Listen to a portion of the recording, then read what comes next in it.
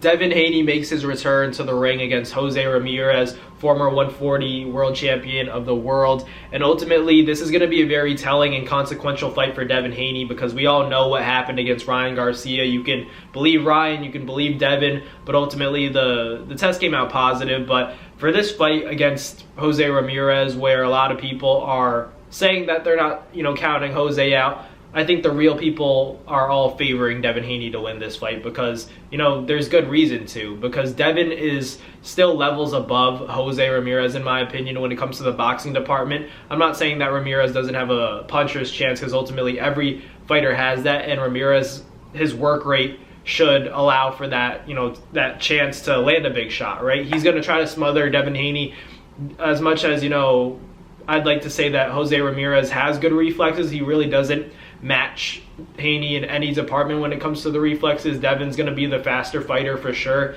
and I think he's going to be really locked in on that defense and ensuring that he doesn't get hit with anything crazy. I think, you really shouldn't expect a knockout if you're watching this fight. I'm not going to say it's a boring fight, but I feel like Devin Haney is going to be extra cautious.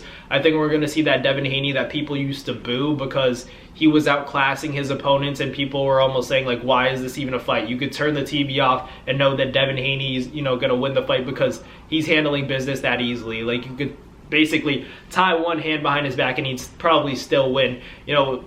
I think we're going to get that kind of performance because Devin's just so motivated, and I think he's going to make it a boring fight in terms of, he's going to really lock in that defense and ensure that he doesn't get hit with anything because we all know that Ryan Garcia rematch is the major step that they want to take next. And first, to do that, before doing that, they have to deal with a guy that's similar to Ryan Garcia in terms of, he's a Mexican, he has an aggressive style, he has a good left hook, but he's not Ryan Garcia. So we can prepare for Ryan with a less talented version of Ryan. And that's what the Haneys picked Jose Ramirez for. And he's still, a credible opponent. And who knows, maybe he has the ability to pull off an upset. But I wouldn't bet money that Haney loses to Ramirez because I just think Devin has a lot to prove. I think he's, locked himself away. He's talked about, his mentality, training, how he kind of got involved and absorbed in the good life of ultimately, driving the Rolls Royce to the gym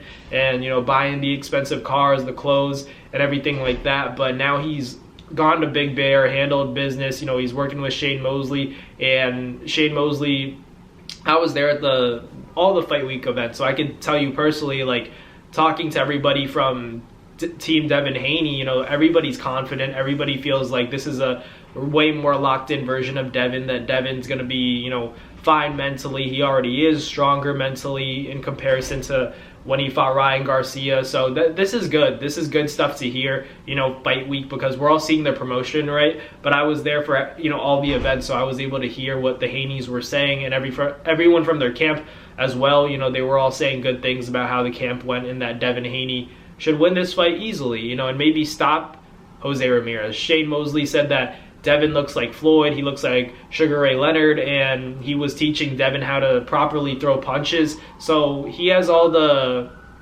tools in the toolbox to, pull off a big and impressive win against Jose Ramirez. But ultimately, with Jose's style, like I said before, it is conducive to land a big shot because he's going to swarm Devin Haney. He's going to throw a lot of punches, get in Devin Haney's grill and try to close that distance and land big shots and potentially crack Devin. And that's the whole point. There's no other game plan. It would be foolish to try to outbox him to a decision. You got to really try to hurt him because Jose Ramirez, I don't believe, is going to beat Devin in a decision unless he really hurts him the same way Ryan Garcia hurt him. So, with that being said, I give Jose Ramirez a chance, a puncher's chance. Anything's possible in the sport of boxing, but I definitely favor Devin. I just think he's the more talented fighter. I don't think that Jose Ramirez is going to be able to deal with the speed and the timing of Devin Haney. I think the jab is something that Devin's going to need to go back to, and if he does that, I think he'll be cruising to a decision win over Jose Ramirez, but it's all about, where he's at mentally and can he pick up where he left off, prior to the Ryan Garcia fight. Can he still be that same fighter that he was prior to the Ryan Garcia fight? Stick to the game plan, use your skills, use your feet and speed. Devin Haney should have no problem against Jose Ramirez, but he turns it into a firefight, allows Jose to, cut the ring off, back him into a corner, get him against the ropes, then that's where we have problems for Devin Haney. But I will go with Devin Haney by unanimous decision. But, you know, who knows? Jose Ramirez, crazy things happen in the sport. Maybe you can pull off the upset. I don't favor it. I feel like Devin's speed, his rhythm and timing, and his jab will be all he needs to win a decision over Jose Ramirez in convincing fashion. So let me know down below what you guys think about Jose Ramirez and Devin. I got Devin by UD. But thank you guys for watching. Like, comment, and subscribe, and I'll catch you guys on the next Now Boxing video. Peace.